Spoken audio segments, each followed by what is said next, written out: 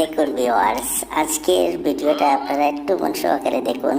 আজকে এই ভিডিওটাতে আমরা একটা মেসেজ পেলাম। দেখেন, মানুষে বলে না যে অন্যর জন্য গর্ত খুঁজলে সেই গর্ততে নিজেই পড়তে হয়। দেখেন কিভাবে এই মেয়েটাকে মানে কষ্ট দিতে চাচ্ছিল, কিন্তু অবশেষে দেখেন নিজেই কষ্টটা পেয়ে গেল।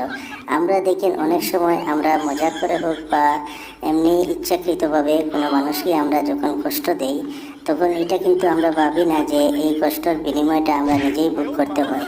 দেখেন কিভাবে এই মেয়েটা, আজকের এই ভিডিওটা থেকে আমরা এই জিনিসটা শিখতে পেলাম যে মানুষকে কোনো সময় কোনো মানুষকে বা যে কোনো একজন মানুষকে কোনোদিনও আমরা এইরকম কষ্ট দিতে দেওয়াটা ঠিক নয়, যেটার পরিণাম নিজেই ভুগতে হয়।